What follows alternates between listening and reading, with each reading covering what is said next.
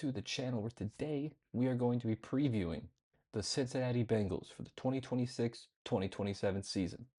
And without further ado, let's get into this Bengals preview. Starting off, we have, of course, per usual, the coaching staff. No changes to this Bengals coaching staff. Zach Taylor still the head coach. Dan Pitcher is still the OC, who's been the OC the last 2 years, and Al Golden, who was the Bengals DC last year, remains as the defensive coordinator this year. Quick, we don't have to talk too much about this coaching staff. Obviously, Zach Taylor is the big topic of debate with this team, honestly. He's been the head coach the last 7 years. They've had good years, obviously, under Zach Taylor, but also a lot of underperforming years. Now, how much of that is actually Zach Taylor when you consider Joe Burrow's constant injuries and when you consider the lack of defense that this team has had, how much can you really put on Zach Taylor? I'm not quite sure. I just don't think, regardless of that, he's the guy you want as your head coach. I think he's much more suited as a coordinator and as a play caller. And he definitely is on the hot seat this year. Like, if the Bengals don't do super well, especially after having, in my opinion, a very good offseason, this could be the last season of Zach Taylor. And then OC, Dan Pitcher. Again, he's been the OC the last 2 years. He was the Bengals quarterback coach from 2020 to 2023. Not really too much to say, right? The Bengals offense has been and will continue to be one of the best offenses in the league as long as Joe Burrow, Jamar Chase, and T. Higgins are playing. So there's no need to really worry about Dan Pitcher as the offensive coordinator.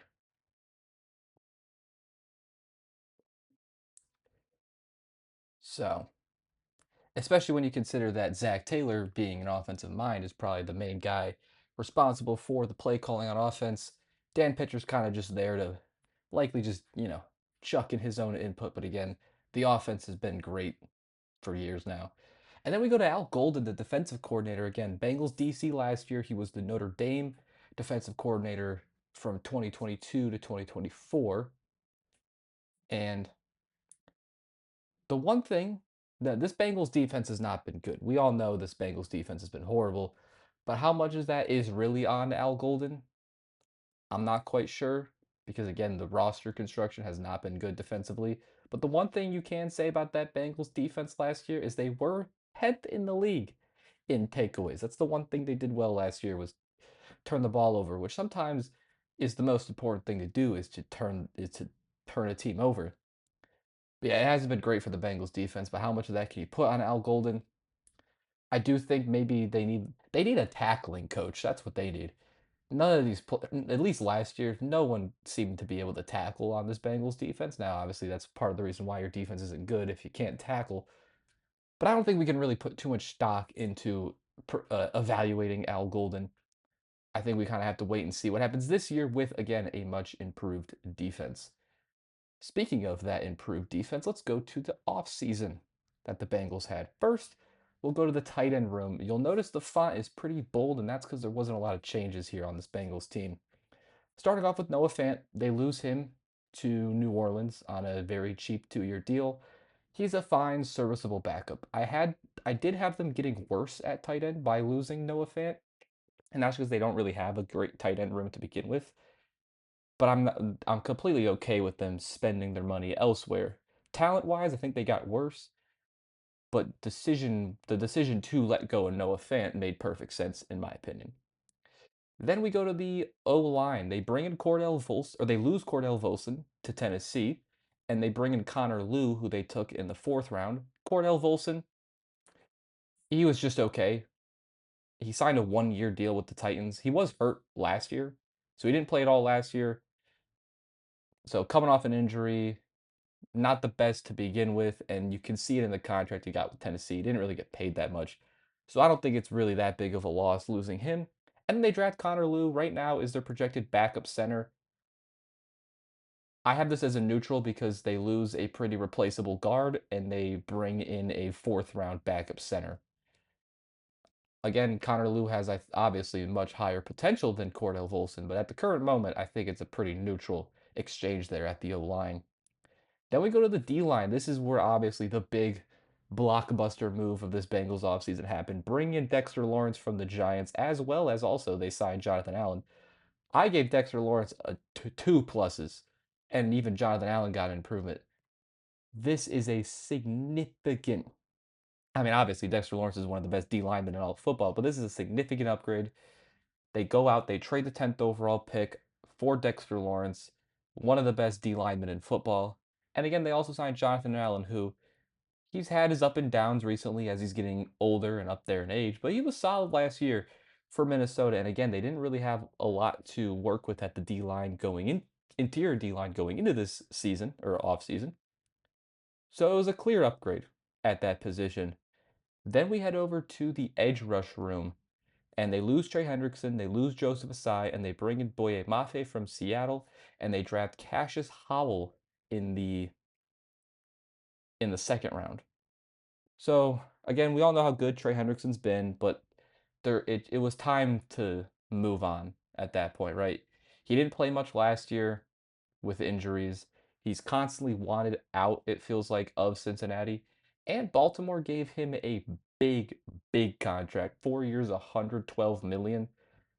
And I think they were wise to spend that money elsewhere, as well as Joseph Asai, who at best is a solid, younger-ish D lineman that you could definitely upgrade, but also is just a solid player overall. He got 45 million with the Jets, so that's 150 plus million amongst those two players.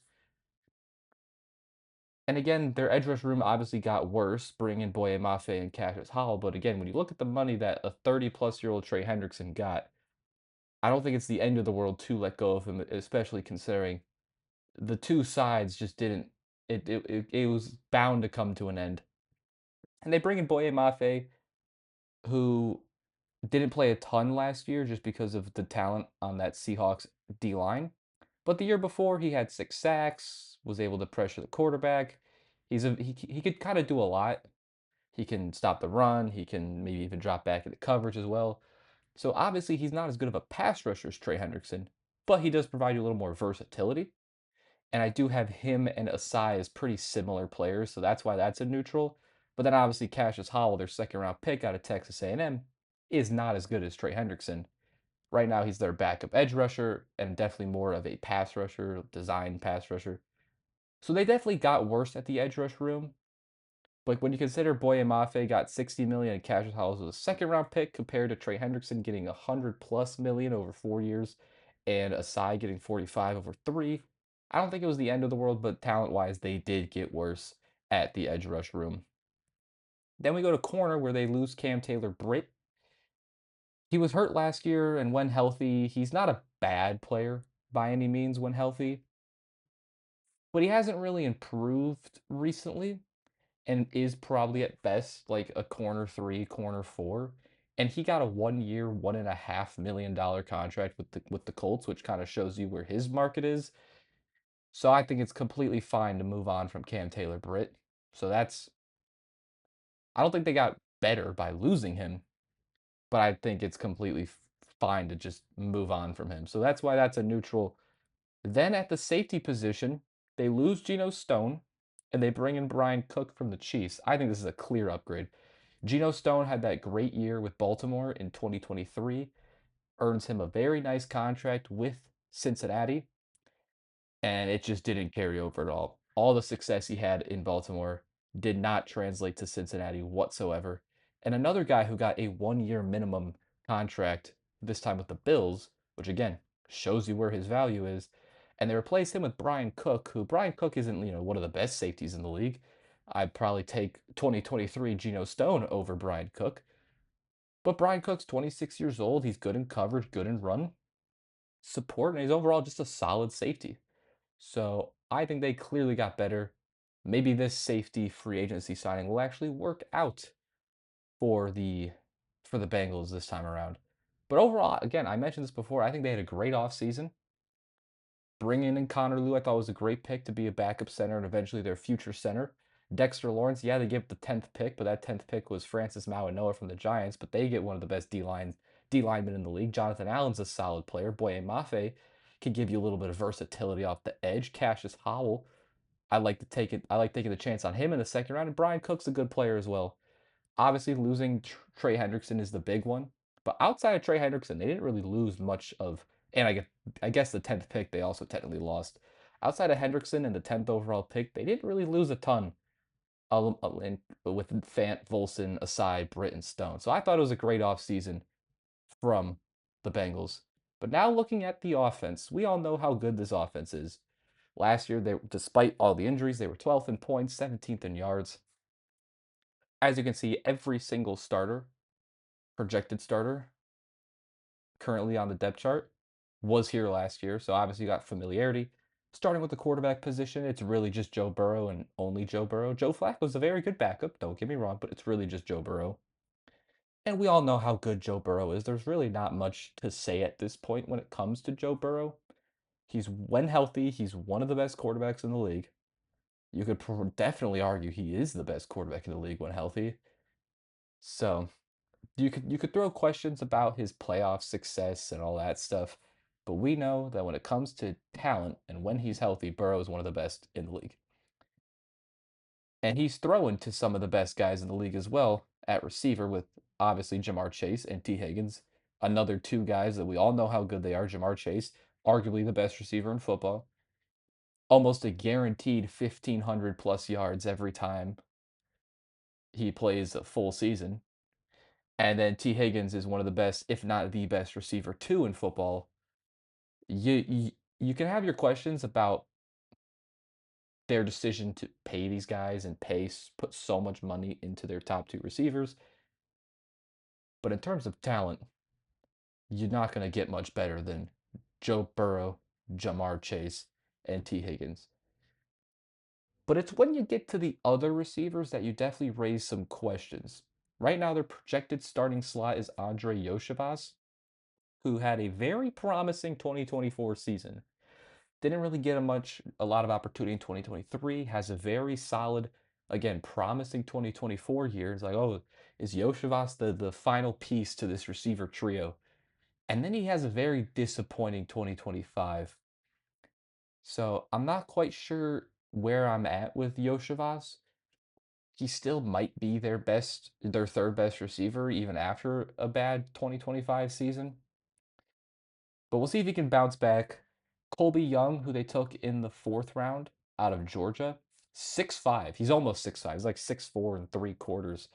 Not the fastest guy, obviously, had that size, or the best route runner, but, and I know those are very key attributes for a receiver, speed and route running, but when it comes to contested catches, he can be that just throw it up to him type of receiver. I mean, again, he's almost 6'5". So they don't really have that. I mean, T. Higgins actually, now that I think about it, T. Higgins is a very good jump ball contested catch guy. But just having that big target to throw to can always help an offense. So I didn't mind the pick there, especially in the fourth round. And then the other guy of note is Mitch Tinsley. Last year was basically his first year when healthy, because I think his first season he didn't really play a ton, or like he didn't play a ton his rookie year, then was hurt all of 2 years ago, and then last year again was his basically first year fully healthy. And similar to Yoshivas, he's just okay and a decent receiver four. Right now he's the receiver five probably, but I think he can easily compete with Colby Young and Yoshivas for that third best receiver positioning on the team. Don't know too much about Charlie Jones. I think he might be more of a special teams guy, but it's really just Jamar, T. Higgins, and then the rest. And at tight end, it's not a lot much better. This is again why I think the loss of Noah Fant talent wise is a loss for this team, and they did get worse at the tight end room. But again, I understand why they made the move. But the tight ends they do have, they got Drew Sample, who is mainly just a blocking tight end. He's 30 plus years old. He hasn't really produced much. And he's also never been like the number one tight end in his career so far. Right now, he's projected to be the number one tight end. It just wasn't a great pick in the second round in 2019 for Cincinnati. And he just never has turned out to be the best receiving option. But again, he can be a solid blocker as, a second tight end. I think it says Gesicki's tight end too. I think Gesicki should be the number two, the number one tight end, because again, he is that receiving option. He's honestly more of a receiver than he's a tight end at times, and he is that receiving pass catcher at that tight end position. So you can have him as your number one tight end, and then your blocker that's closer to the offensive line could be Drew Sample. So you got Jamar Chase, T. Higgins on the outside, Gesicki as well with Sample as your blocker. Not bad.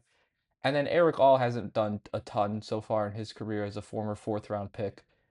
Uh, it's really when it comes to pass catchers, it's really just T. Higgins and Jamar Chase. But again, Jamar is almost guaranteed 1,500 plus yards. T. Higgins is almost guaranteed 1,000. And then of course you got Joe Burrow throwing in the ball.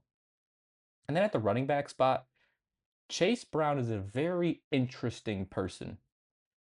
I think he had a lot of hype last year. Chase Brown did going into the season, and the beginning of the year was horrible for Chase Brown. I got some numbers here. The first 6 games of the season, Chase Brown had under 3 yards a carry and had 300 total yards in 6 games and 1 touchdown. That's not good. But then something clicked. In the last 11 games of the season, he had 5 yards per carry. I think he had like 2.7 or 2.8, so almost doubled his yards per carry. Had 1,100 total yards, so almost quadrupled his total yards. And he had 10 touchdowns. So something happened there towards the end of the season where Chase Brown turned into a completely different running back. And again, he's only 26 years old, drafted in 2023 in the 5th round. If you can get the last 11 weeks of Chase Brown, you can actually have a run game, which, similar to the Chiefs, who we talked about last video, hasn't really had much of a run game in Joe Burrow's career outside of Joe Mixon. You can establish that run game if you get end of season Chase Brown, but if you get beginning of season, first 6 games Chase Brown, you're right back to just not having a run game. And then outside of Chase Brown, you do got Samaje Perine, who's a okay veteran backup who has experience with the Bengals offense. He's played with Joe Burrow before. So he can catch some passes here and there, give you some runs. Again, okay veteran backup. And then Taj Brooks is an interesting piece. Their 6th round pick of last year. Did not see a ton of him in his rookie season. Just didn't play a lot. But the one thing I like about Taj Brooks when it comes to Cincinnati is he can be really good in the receiving game, like on those, receiving downs. But also, he can be a very good pass blocker from the running back position, which also fits into a very pass heavy scheme because Cincinnati doesn't really run the ball a lot, right? They throw it. Obviously, you have Joe Burrow, Jamar Chase, and T. Higgins. You're going to throw the ball as much as you can. So they don't run it. They're not a very run heavy team, but Taj Brooks can find some snaps here, providing that pass blocking that he has. But overall, it really just this run game really just rides on what version of Chase Brown we get. But if this offense, again, if Joe Burrow can stay healthy, if Chase Brown can play like he did towards the end of the season and carry that over into this season, you know how good Jamar is, you know how good Higgins is. It can once again continue to be one of the best offenses in the league. Quickly talking about their O line, however, which does raise question marks. Now they were top half in sacks allowed in a good way, so they were amongst the top half of the league in sacks allowed. Again, on the positive side, so not a bad year there when it comes to that. But overall, it's just not the best O line. You know, Orlando Brown, Dylan Fairchild, Ted Karras, Don Reisner, Amarius Mims. It's just not a great O line. I'd probably say that Orlando Brown and Reisner are probably your best players, but maybe Fairchild in his second season, former third round pick can improve. Maybe you get a little bit of Connor Liu because I think he could easily take Ted Karras' spot very quickly. The thing I like about Connor Liu is he's only 20, but he started 25 games in college. He is recovering from a torn ACL, not too long ago. So maybe you bench him this season and he takes Ted Karras' spot next year.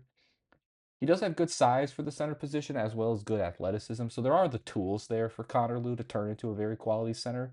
And again, I think very quickly he can overtake Ted Karras at that starting center spot. And then they got a Marius Mims, their first round pick in 2024. We'll see if we can get a little bit more out of him in his third season. But overall, it's not the best O line. But they didn't play terrible last year. Now, again, in such a pass heavy offense, you're going to get put in a lot more positions to potentially give up sacks. So being top half in sacks, again, on the positive side, not a bad, not a horrible year for the Bengals O line, but still definitely not one of the best O lines. But that hasn't really affected the Bengals offense. Again, if Burrow's healthy and if Chase Brown plays like he did towards the end of the season, it's still going to be one of the best offenses in the league. But now we get to the defense, which has been the absolute opposite historically or recently. The offense has been one of the best in football. The defense has been one of the worst. And I think last year was their absolute worst on defense. I mean, you had that Bears game where it was 40 to something. I think the Bengals Steelers Thursday night game was super high scoring. It was just super high scoring games every week, it felt like, for Cincinnati. But again, you you spend a lot of money on this defense, and I like the moves they made. But they do still have their weaknesses. But we'll start off with the D line, where they made the biggest investment. Obviously, first you got Jonathan Allen and Dexter Lawrence, who they bring in this offseason. Jonathan Allen, again, had a solid year for Minnesota. Did get 3.5 sacks, 60 plus tackles. He could get some pressure behind he could he could pressure the quarterback a little bit. As your second best interior D lineman, which he is, you're completely okay with Jonathan Allen, especially with some young guys you have on this D line that he can help mentor as well. And then Dexter Lawrence, he may have had a down year last year and is 28 years old. But I think that down year could have been equated to, first of all, he wasn't the healthiest, if I remember correctly. And second, he just didn't really care. Right? He may not have been fully motivated to be good because he just wanted to leave New York. But at his best, he is one of the best pass rushing interior D linemen in all of football, if not the best. He can defend the run at an elite level as well. And he's one of the best in football. As long as the Bengals don't get last year's Dexter Lawrence, it will be 100% worth the trade. And pairing him alongside a very good solid veteran in Jonathan Allen, I think is a great duo. Now, outside of those two, you do have some interesting uh, pieces here. You got BJ Hill, who is he's very consistent. You can trust BJ Hill to do his job and to play his role. He's a serviceable veteran D lineman who at best he is best as suited as your third, fourth best interior D lineman, which he currently is. He was probably the team's best last year, but now he gets to be their third best, which is perfect for a guy like BJ Hill. Just come in here and there, make some good plays, do his role. Perfect. TJ Slayton, he comes over from Green Bay. He was okay in his first year with Cincinnati. Again, a lot of these guys were in bigger roles than maybe they should be, but now they've all been bumped down one or two spots on the depth chart, which could just be good for them. And again, as your fourth best D lineman, interior D lineman, TJ Slayton's fine. And then the last guy is Chris Jenkins, who he was their second round pick in 2024. He has not been the best in his first 2 years, especially, but not especially, but in a more crowded D line room, a more talented D line room. The fact that he is now their fifth, projected fifth interior D lineman, maybe that puts a little pressure on Chris Jenkins, and maybe we could see a little bit of a jump from him in year three. But it's a significantly improved unit, this interior of the D line, obviously. And it might now be actually the strength of this team, so at least on defense. But then with the edge rushers, not quite as the same. especially losing Trey Hendrickson. You do got Miles Murphy, their first round pick in 2023. He's showed you a little bit in his career, but never has been the most consistent. And the one glaring thing about Miles Murphy is the Bengals didn't pick up his fifth year option. That's never a good sign. If a team doesn't pick up your fifth year option, they probably don't think you're suited to be part of the future of the team. They could still pay him 100%. He could have a great year four, and they give him his money. But when they don't take up that fifth year option, it's not always a very good sign. So a lot of pressure on Miles Murphy going into this season.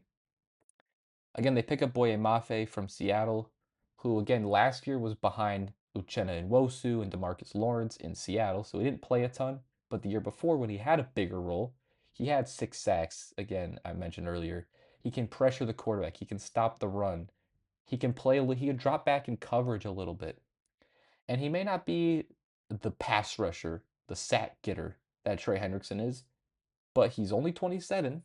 Trey Hendrickson's like 31 or something, but he has a lot more versatility. So we'll see how they decide to use Boye Mafe. They could use just extra linebacker help looking at their linebacker room, which we'll get into a little bit. And maybe Boye Mafe dropping in coverage, helping out in the run could benefit this team just because of the lack of talent at that linebacker position. And then they have two interesting guys there at the second string edge rush room. Obviously, Cassius Hall, who we talked about, their second round pick. Again, definitely more of a pass rusher. But I feel like at worst, like his current floor, you drop him into the league right now, he is at worst a solid designated pass rusher, which isn't the end of the world. Now, you don't want that out of your second round pick. You want improvement. But I definitely do think he has the tools physically to develop in his pass rush game, as well as potentially improve his run defense, which does need to improve for sure. But his pass rush is really solid. He's had great sack totals in his college career so far. So if he can maintain those and develop a little bit of a run defense, that's a very solid player that could take Miles Murphy's spot there if they don't bring him back. And then Shamar Stewart, their first round pick last year. Obviously, all the contract stuff happened with Shamar Stewart. But the one thing is, he did only play 8 games. So he didn't play a ton through injuries. And he did show you some flashes, honestly. And this upcoming season is his true rookie season because there was just so much that happened last year for Shamar Stewart, whether it was his fault, his agent's fault, him getting injured, whatever. Whatever the case is, and whatever the reason is, it wasn't a normal rookie season for Shamar Stewart. And this year should be much more normal now. He's behind Boye Mafe and Miles Murphy currently. But Boye Mafe is not a true pass rusher like Shamar Stewart is. He's kind of that versatile piece. So I do think we should still see a lot of Shamar Stewart when he's on the field. But big year for him in his technically first rookie season, as well as a big year for Miles Murphy. Boye Mafe, we kind of know what he is at this point, and he plays his role very solid and very well. And then Cassius Howell, their second round pick. But it also does help to just be alongside a better D line or interior D line with Dexter Lawrence, Jonathan Allen, especially those two as pass rushers. And I mentioned this earlier with Boye Mafe, how using him as sort of a hybrid linebacker edge rusher could be very helpful, and that's because the linebacker room of this Cincinnati team is not good. And it starts with Demetrius Knight, their second round pick from last year, and Barrett Carter, their fourth round pick from last year. It was not a pretty rookie season for either of these two.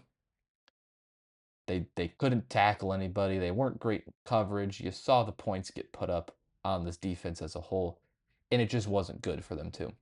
I will say though, they didn't have any pass rush because Trey Hendrickson was in and out. They had no help in the interior of the D line, with Hill and Slayton and Chris Jenkins being the starters instead of having Dexter Lawrence. So maybe with a much improved D line, we can see a jump from year two in these two. But it just wasn't great. And then Oren Burks is kind of that third guy there. He had a decent year in Philly the year before he came to Cincinnati, but you kind of definitely saw him sort of play to the standards of the Bengals defense in his first year here. He played to the means of the rest of the team. So if he can bounce back and play like he did in Philly, he's probably easily the best linebacker on this team, but there's definitely not a lot of confidence, at least with me and potentially other people, with Knight, with Carter, and even with Burks going into this season, which is why I think the Boye Mafe signing could be more useful than it seemed, just because of his versatility and how he could potentially help out that linebacker room. But as I said, sometimes improvement around you can just help you, and maybe bringing a guy like Dexter Lawrence can help these two linebackers out, as well as help these secondary players too. Starting with the corner, we'll talk about the secondary now. Starting with the corner, you have a very solid duo. Starting off with DJ Turner, and he's better than solid. He was very good for DJ, or it was a very good year three for DJ Turner, and he definitely solidified himself as a very good QB corner two and a good corner one, maybe even a really good corner one. You gotta love what you saw out of DJ Turner last season, and you are completely okay and completely set with him as one of your future outside corners.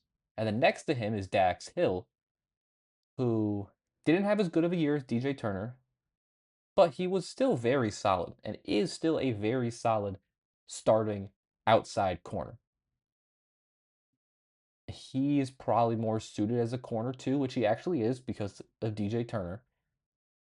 And it's not a bad corner duo by any means. It's a very young, promising corner duo that you liked what you saw out of them last year, and hopefully you can see more improvement this year. Now, outside of that, it's not very good with this with this Bengals secondary. They got Jalen Davis, who's their current nickel. He's been hurt the last 2 years, but when healthy, he has put up some good games and some good moments. Um, can't really evaluate him too much though, because again, he has been hurt the last 2 years. Not a horrible nickel, but definitely not great. And then some of their depth guys, you got Takario Davis, who they took in the third round out of Washington. Big corner, huge corner, good in zone coverage. He's got the size and the length to be good in run defense. Just needs to be more consistent. He is very fast, I will say that. And one comparison I've seen to Takario Davis potentially has been a Tariq Woolen-esque player. Long wingspan, tall, fast. So we'll see. But I like the pick there in the third round with Takario Davis. DJ Ivy and Josh Newton are okay right now, but they are intriguing young corners. Josh Newton being a fifth round pick in 2024, and DJ Ivy being a seventh round pick in 2023. They've showed you a little bit. And then finally at the safety position, obviously bring in Brian Cook as that starting free safety. Good player. I like Brian Cook. Next to him, you got Jordan Battle, who he's battled with consistency, but he's an okay, solid player. Not a guy you need to immediately upgrade, right? They had way bigger needs that they had to prioritize, which they did. But Jordan Battle's fine. Could definitely get better than him, but also could get a lot worse than Jordan Battle as your starting strong safety. And then depth wise, Kyle Duggar just hasn't really put it all together as a former second round pick, top 40 pick, actually. They bring him in as a backup. We'll see. Maybe he can compete with Jordan Battle. I do think you should go with Jordan Battle, though, as your starting strong safety. But maybe we'll see some Kyle Duggar. And I don't know too much about Dayon Anthony as that backup free safety. But you paid Brian Cook enough money that you're probably just going to have Brian Cook be your starting safety as long as he's healthy. But overall, the whole defense as a whole, they got significantly better at pass defense with Dexter Lawrence, with Jonathan Allen, with I guess Boye is not getting better, but he's still a fine player. Bringing in a guy like Cassius Howell, getting Brian Cook.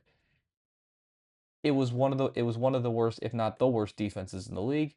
They spent a lot of resources on it, got it significantly improved, and we'll see now if we can actually get Al Golden a defense. Can he do something with this team to actually not make them a horrible defense? Quickly looking at the special teams, running it back with the same special teams unit, it's an okay special teams, to be honest. Ryan Rakow is entering his third season, and so far he's just been an okay to decent punter in his first two seasons. Evan McPherson, good kicker. Maybe not the most consistent, maybe not the biggest leg.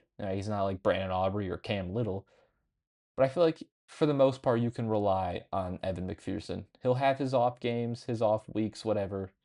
But for the most part, you can rely on Evan McPherson as a just a good kicker. And then their return man, their main guy is Charlie Jones. Just an okay return guy. Hasn't really had the biggest numbers in the return game. But overall, just a decent special teams unit. Nothing too special there. And then finally, of course, the schedule. So my floor for the Bengals is 7-10. My ceiling is 13-4. And my final prediction is 10-7. Now, yes, this is all on the basis that we get a healthy Joe Burrow, because I'm not going to be like, I'm going to predict Burrow to get injured. Let me have them lose more. This is if Joe Burrow's healthy. Now, I guess the floor could kind of factor in some potential injuries or whatnot. But even when Burrow's been injured, they've still been able to win some games just because how good this offense is.